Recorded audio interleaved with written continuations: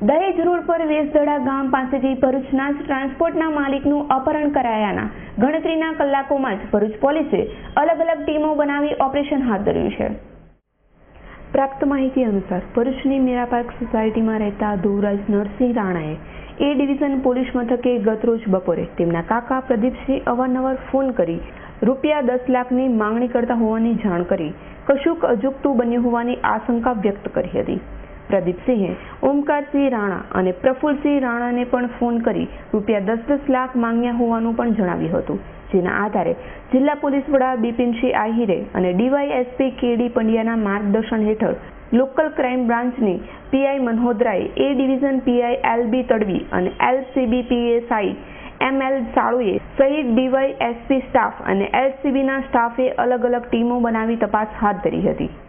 ગઈ તારીખ 30/7/2014ના રોજ ભરૂચ તાલુકા પોલીસ સ્ટેશનની હદમાંથી પ્રદીપસિંહ રાણાનું જે કિડનેપિંગ થયેલું અને પોલીસે ઘણી જ મહેનતથી અને પોતાના જાનના જોખમે કે કિડનેપર પાસેથી જે છોડાવવામાં આવેલા એ બનાવના અનુસંધાને પોલીસ ઇન્સ્પેક્ટર શ્રી ભરૂચ તાલુકાનાઓએ તાત્કાલિક તપાસ આરંભી અને એક આરોપીને પકડી પાડેલ છે। સાથે સાથે જેમાં કિડનેપરોએ પ્રદીપસિંહ રાણાને રાખેલા એ કરોલા કાર પણ કબજે કરી છે।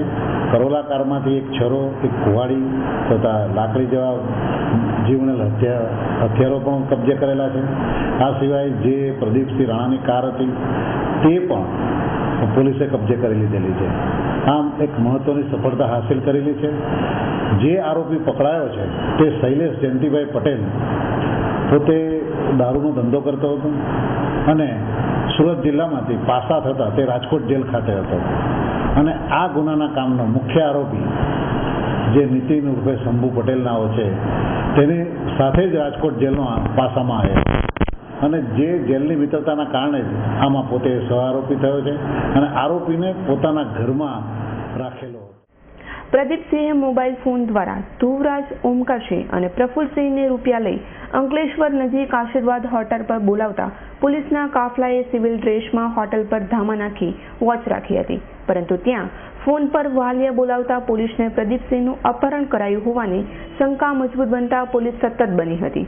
પ્રદીપસિંહે વાલિયાથી કાપોદ્રા અને અંતે કામરેજ નજીક ગોઠાણ ગામ પાસે ધુવરાજ સહિતનાઓને રૂપિયા લઈને બોલાવ્યા હતા, જ્યાં લેવડ દેવડ થાય તે પહેલા જ સફેદ કલરની કોરાલા ગાડીમાં બેઠેલા શખ્સોએ પોલીસને જોઈ લેતા કાર ભગાડી મૂકી હતી। કારમાં ભરૂચના વડદલ્લાનો રેઢે ગુનેગાર નીતિન ઉર્ફે શંભુ દિનેશભાઈ પટેલને જોઈ લેતા પોલીસની આશંકા વધુ મજબૂત બનતા પોલીસે કારનો પીછો કર્યો હતો। પૂરપાટ ભાગતી કારના પોલીસે પણ ફિલ્મી ઢબે પીછો કર્યો હતો અને 1000 કિલોમીટર કરતાં પણ વધુ ઝડપથી પીછો કરાતા જીવ સટોસાટના દ્રશ્યો સર્જાયા હતા।